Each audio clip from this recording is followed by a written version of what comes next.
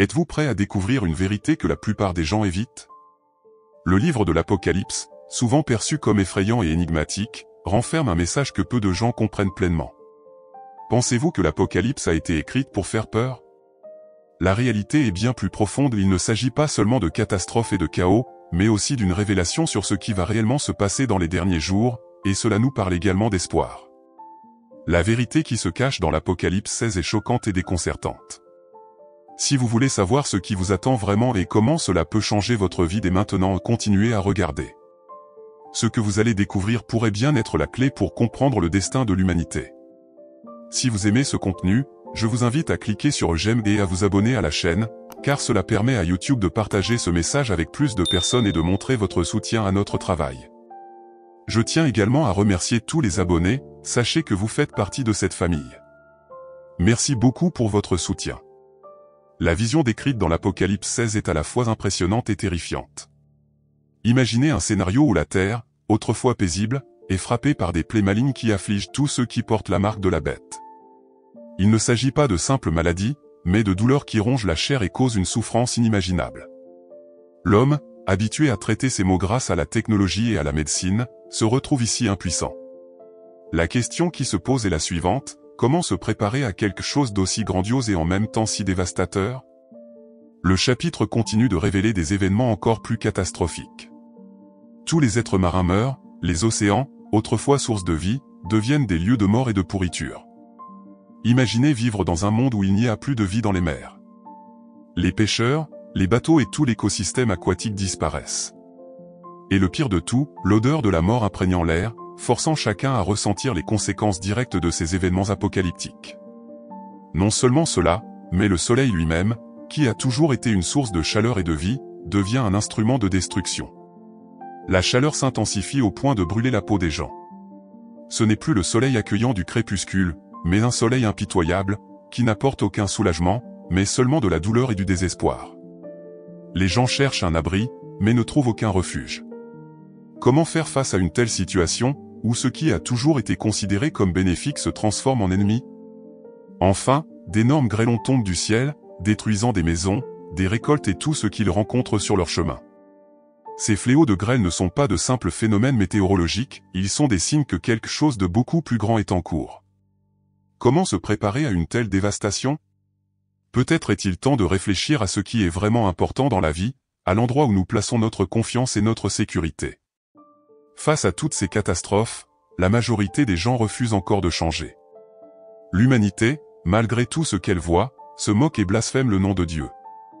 Même en voyant le monde autour d'eux s'effondrer, ils restent enfermés dans leurs propres convictions, refusant de voir ce qui se passe. Il est intéressant de noter comment, même en plein chaos, la nature humaine reste inchangée, souvent obstinée dans son incrédulité. Ces catastrophes ne sont pas seulement une question de destruction physique, mais aussi un reflet de l'état spirituel de l'humanité. Et cela nous amène à nous poser la question, qu'est-ce qui empêche les gens de reconnaître ces signes et de chercher un changement? Après tout, le refus de se repentir résonne fortement dans ce paysage chaotique. Même face à des événements apocalyptiques aussi dévastateurs, l'humanité, de manière surprenante, refuse de se repentir. C'est comme si les tragédies étaient incapables de briser l'orgueil humain, préférant maudire Dieu plutôt que de reconsidérer ses propres voies. L'Apocalypse 16 nous montre que, malgré les plaies, telles que les terribles blessures et les punitions naturelles, beaucoup continuent de rester aveugles, plongés dans leur incrédulité. C'est un reflet de la résistance humaine à la transformation, quelque chose que nous voyons, à une moindre échelle, même dans notre propre réalité quotidienne. Un cœur endurci semble être un phénomène récurrent à travers l'histoire. Dans la vie moderne, nous pouvons tracer des parallèles, combien de fois, même face à des crises personnelles ou à des tragédies mondiales, les gens refusent-ils de réfléchir sur leurs actions? La récente pandémie, par exemple, a montré que, même avec tant de vies perdues, beaucoup préféraient ignorer les signes de changement. C'est la même dynamique que nous observons au temps de l'Apocalypse, la négation persistante et l'entêtement à ne pas chercher le repentir. Dans 3 passages distincts, l'Apocalypse met en évidence ce refus obstiné. D'abord, lorsque les hommes sont frappés par la chaleur brûlante du soleil, au lieu de demander miséricorde, ils maudissent le nom de Dieu, Apocalypse 16 verset 9. Ensuite, même après les terribles blessures et l'obscurité totale, le repentir reste éloigné, Apocalypse 16 verset 11. Enfin, nous voyons que, même avec le grand tremblement de terre et les grêlons qui détruisent des villes entières, l'humanité persiste dans son rejet, Apocalypse 16 verset 21. Il est impressionnant de voir comment l'orgueil peut endurcir l'âme au point de préférer la souffrance à l'humilité du repentir. Cette attitude n'est pas nouvelle. Jésus lui-même, dans son ministère, avait déjà averti du danger d'un cœur endurci. Et, de la même manière, aujourd'hui, nous pouvons identifier des situations dans nos vies où nous résistons au changement, même en sachant que nos chemins nous conduisent à l'erreur. Peut-être est-ce une habitude destructrice, une relation nuisible ou une posture arrogante qui nous empêche de chercher la transformation. La vérité est que, plus nous repoussons le changement, plus nous nous approchons d'un état irréversible. Il est intriguant de constater qu'en plein chaos, il y a encore ceux qui refusent de voir ce qui est devant eux. Beaucoup croient que, lorsque les choses deviendront vraiment difficiles, ils se repentiront. Mais la Bible nous montre que ce n'est pas toujours le cas. Souvent, le cœur est déjà si endurci que, même face aux catastrophes, la personne ne peut se tourner vers Dieu. Alors, comment préparer notre cœur à ces moments? Peut-être est-il temps de commencer maintenant, tant qu'il en est encore temps. Cet appel nous invite à regarder vers l'avenir, où une bataille finale est encore à venir, l'Armageddon. À mesure que le scénario apocalyptique s'intensifie, l'une des batailles les plus attendues de l'histoire de l'humanité approche, l'Armageddon. Il ne s'agit pas seulement d'un conflit militaire, mais de la guerre ultime, où les armées de l'Antéchrist se rassemblent contre le peuple de Dieu. Imaginez la scène, des millions de soldats, des armes avancées et toute la technologie humaine mise à l'épreuve, dans une tentative désespérée de vaincre le dessein divin. Mais cette force terrestre a-t-elle une chance face à la puissance céleste? L'Armageddon est perçu comme la guerre de toutes les guerres, un affrontement final où les forces des ténèbres tenteront de prévaloir sur la lumière. La Bible nous offre une vision dramatique de ce moment. C'est le sommet de la résistance humaine contre Dieu, le point culminant de siècles de rébellion. Si nous examinons les conflits passés, comme les grandes guerres mondiales, nous pouvons voir que tous ces combats historiques ne sont que des ombres de ce qui est à venir. L'Armageddon, cependant, sera l'affrontement définitif. Tout au long de l'histoire, de nombreuses batailles ont été menées au nom de causes idéologiques, politiques ou religieuses. L'Armageddon, cependant, ne concerne pas une cause humaine, mais une bataille spirituelle de dimension globale. Les armées se rangent, la tension monte, et pourtant, le dénouement a déjà été déterminé par Dieu. L'humanité, dans son arrogance, peut croire qu'elle est aux commandes, mais l'Armageddon rappelle qu'il y a des forces bien plus grandes en jeu. Et cette connaissance peut transformer la façon dont nous voyons les conflits autour de nous. Aussi fort que l'humanité tente, la Bible nous montre que cette bataille a déjà un vainqueur. C'est une leçon puissante pour nos vies. Combien de fois luttons-nous dans des batailles qui, au fond, sont déjà perdues? Tout comme à l'Armageddon, où les armées humaines se retrouvent impuissantes face à la puissance de Dieu, dans nos vies, nous résistons souvent à des changements inévitables. Peut-être que nous luttons contre quelque chose que nous devons abandonner, quelque chose qui a déjà été décidé. Alors, comment nous préparer aux batailles de la vie, sachant qu'en fin de compte, il y a un plan plus grand? Cette bataille épique nous amène également à une réflexion importante. Qu'est-ce que nous sommes prêts à défendre? À l'Armageddon, ceux qui suivent l'Antéchrist ont choisi le mauvais côté de l'histoire. Souvent, dans nos vies, nous devons aussi faire des choix, décider de quel côté nous sommes. Que ce soit dans les petites décisions quotidiennes ou dans les grands moments de définition, ces choix façonnent qui nous sommes. L'Armageddon est un rappel que nos décisions ont des conséquences éternelles. Et tandis que l'Armageddon approche, cela nous fait réfléchir à quelque chose d'encore plus profond. Sommes-nous prêts pour le jugement qui vient après? Cette guerre peut être la dernière bataille physique, mais un jugement plus grand sera déversé sur toute la terre. Les 7 coupes du jugement de Dieu sont déjà prêtes, et la question qui se posait, comment chacun de nous répondra-t-il quand son tour viendra? Avec la fin de la bataille de l'Armageddon, le monde se prépare à affronter le jugement final de Dieu, révélé à travers les 7 coupes. Ce jugement n'est pas une simple rétribution, mais l'aboutissement inévitable d'une histoire de rébellion et de désobéissance. La première coupe apporte des blessures douloureuses, destinées à ceux qui portent la marque de la bête. Ces plaies, en plus de causer une grande souffrance physique, symbolisent l'état spirituel corrompu de ces personnes.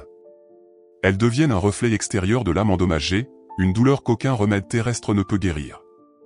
La deuxième et la troisième coupe transforment les eaux en sang, non seulement les mers, mais aussi les rivières et les sources d'eau douce. La vie aquatique est détruite, et l'humanité se retrouve sans ressources de base pour survivre. C'est un moment où le soutien de la vie, quelque chose qui a toujours été considéré comme acquis, devient inaccessible. Pour beaucoup, cela peut sembler impensable. Comment est-il possible de vivre sans eau?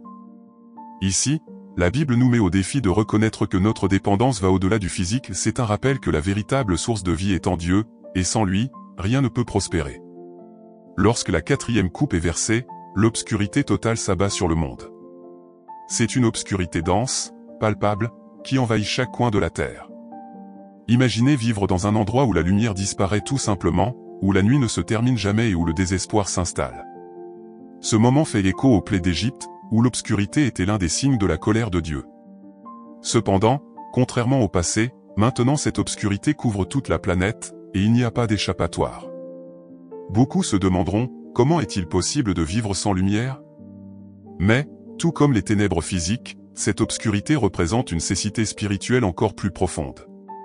Les 5e et 6e coupes apportent une série de catastrophes, culminant dans le grand tremblement de terre qui secoue le monde entier. Ce n'est pas un tremblement de terre ordinaire, mais un événement global, où chaque nation, chaque ville, ressent l'impact.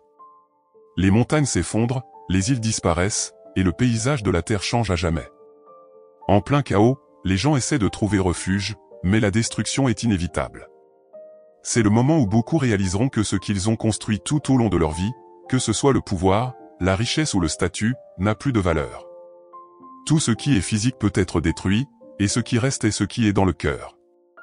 Malgré toute la destruction, l'Apocalypse nous montre que beaucoup résistent encore à se tourner vers Dieu. Au lieu de reconnaître le jugement, ils maudissent son nom. Il est impressionnant de voir comment, même en plein désespoir, le cœur humain peut rester endurci. Cela nous fait réfléchir, dans nos propres vies, résistons-nous aussi au changement, à la correction divine, même lorsque les choses s'effondrent autour de nous? Peut-être est-il temps de considérer ce à quoi nous résistons et pourquoi. Et ainsi, avec le versement des dernières coupes, l'histoire se dirige vers sa conclusion. Cependant, ce n'est pas seulement une histoire de destruction, mais de renouvellement. Le jugement final est, en fin de compte, une invitation à la réflexion, un appel à l'humanité pour reconsidérer ses voies avant qu'il ne soit trop tard. Ce qui nous amène au point suivant est crucial, l'appel au repentir. Après avoir été témoin de cette série d'événements apocalyptiques, il y a un moment de pause, une opportunité pour la réflexion, l'appel au repentir. Il est important de comprendre que l'Apocalypse n'a pas été écrite pour effrayer les gens, mais pour révéler ce qui se passera dans les derniers jours et comment Jésus offrira une fin heureuse aux sauvés. Même en plein chaos, Dieu continue d'offrir une chance à l'humanité de se tourner vers lui. C'est un moment crucial, où la question devient inévitable, sommes-nous prêts à affronter le retour du Christ? Chaque jour, nous sommes appelés à examiner notre vie et à évaluer si nous vivons selon notre foi, ou si nous nous laissons simplement emporter par la routine. La réflexion devient essentielle, car le temps est court. Beaucoup vivent leur vie de manière résignée, croyant qu'il y aura toujours plus de temps pour se repentir, pour changer. Cependant, la Bible nous avertit que le repentir ne peut être reporté au dernier moment. La tribulation est un rappel clair que la fin peut arriver à tout instant, et ceux qui ne sont pas prêts en subiront les conséquences. Ici, la réflexion va au-delà de la peur, c'est un appel à vivre selon des valeurs qui apportent un véritable sens. Peut-être est-il temps de se demander, qu'est-ce que nous repoussons dans notre vie spirituelle? Mais le repentir n'est pas seulement un acte isolé, c'est une transformation continue. Tout comme quelqu'un qui décide de changer ses habitudes alimentaires ne le fait pas en un jour, le changement spirituel nécessite également un dévouement quotidien. Cela peut inclure des moments de prière sincère, une lecture constante de la Bible, et l'engagement dans des actions qui reflètent l'amour de Dieu. De petits gestes, comme aider ceux qui en ont besoin ou consacrer du temps à étudier les Écritures, peuvent faire une différence monumentale. Chaque jour est une opportunité de revenir à Dieu. La pression de la vie moderne nous détourne souvent de cet objectif. Nous sommes constamment entourés de distractions, d'obligations et de responsabilités qui nous éloignent de l'essentiel. L'appel au repentir est en réalité une invitation à la simplification, une opportunité de se recentrer sur ce qui compte vraiment. Il existe de nombreuses façons d'appliquer cela au quotidien, réserver des moments pour méditer sur les paroles du Christ, se déconnecter des distractions numériques, et surtout, consacrer du temps pour écouter ce que Dieu a à dire au milieu du bruit de la vie moderne. Le retour du Christ n'est pas seulement un événement lointain à l'horizon, mais une réalité imminente à laquelle nous devons nous préparer. La question qui se pose est, vivons-nous comme si Christ pouvait revenir demain? Cette réflexion ne doit pas susciter la peur, mais la motivation. Tout comme nous préparons notre maison pour la visite d'un invité spécial, notre vie doit être ordonnée et prête pour le roi des rois. Cela signifie qu'il ne suffit pas de dire que nous croyons, mais de vivre d'une manière qui démontre cette foi. Et ainsi, nous arrivons à la conclusion, que pouvons-nous faire dès aujourd'hui pour nous préparer? L'appel au repentir n'est pas seulement destiné à ceux qui sont éloignés de Dieu, mais à tous, peu importe où ils en sont dans leur parcours spirituel. Et, en répondant à cet appel, il nous prépare à la réalité de ce qui est à venir. Mais ce qui nous attend dans un avenir proche est encore plus grand et plus urgent que nous ne pouvons l'imaginer. Sommes-nous prêts pour la vérité choquante de l'Apocalypse 16? Maintenant que vous avez découvert ces vérités révélatrices, la question qui demeure est la suivante: qu'allez-vous faire de ce savoir? Êtes-vous prêt à l'appliquer dans votre vie? Réfléchissez à la manière dont vous pouvez vous préparer aux événements à venir et, plus important encore, comment vous pouvez renforcer votre foi chaque jour. Le repentir ne peut être repoussé à demain, c'est un changement qui doit commencer maintenant. Avez-vous vécu en accord avec votre foi ou vous êtes-vous conformé à la routine quotidienne? La décision de changer vous appartient, et c'est un choix qui déterminera votre avenir. Abonnez-vous à la chaîne et activez les notifications pour continuer à apprendre ce qui est à venir et comment vous y préparer. N'attendez pas le dernier moment à commencer dès aujourd'hui à vivre le dessein que Dieu a pour vous. Que Dieu vous bénisse et à la prochaine.